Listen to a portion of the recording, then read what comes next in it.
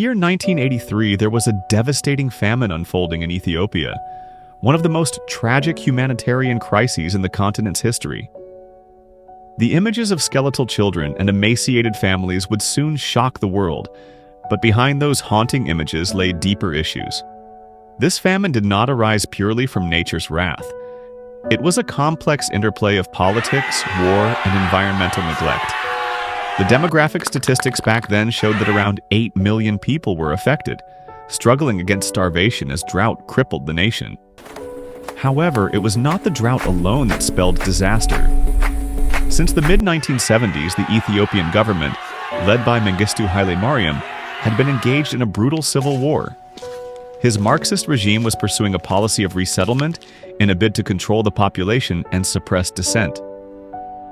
This displacement often left rural communities vulnerable, stripping them of their livelihood just as the rains failed. As the famine wreaked havoc, humanitarian organizations began to take notice. By 1984, footage of starving Ethiopians was broadcast worldwide, prompting a global response.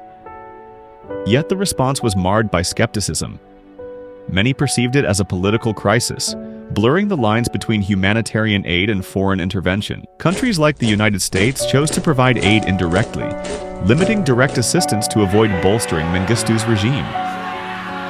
In response to the mounting public outcry, British musician Bob Geldof organized the iconic Live Aid concert in July 1985. This unprecedented event aimed to raise awareness and funds for the victims of the Ethiopian famine.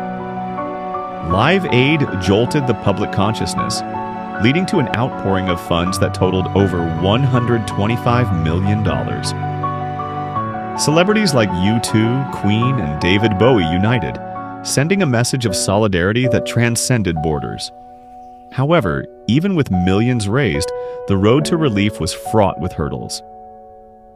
The Ethiopian government tightly controlled the distribution of food, often redirecting supplies to military camps.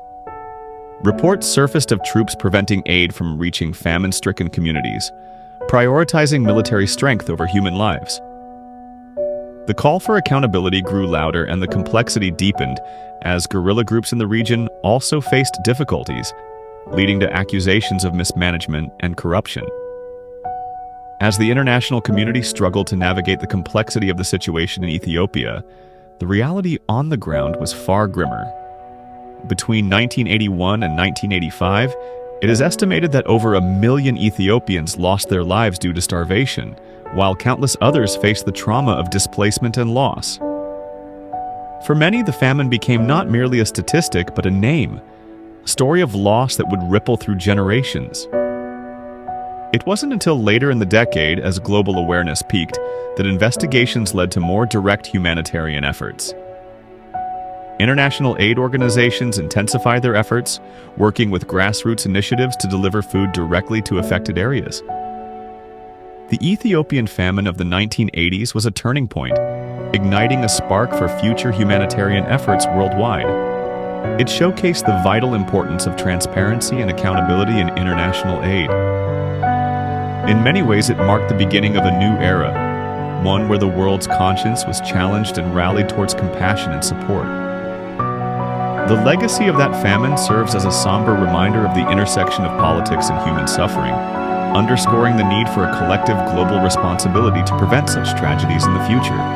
If you like the story, please give it a like, share it with your friends, and don't forget to subscribe to our channel for more inspiring stories like this one. Thank you for staying with us.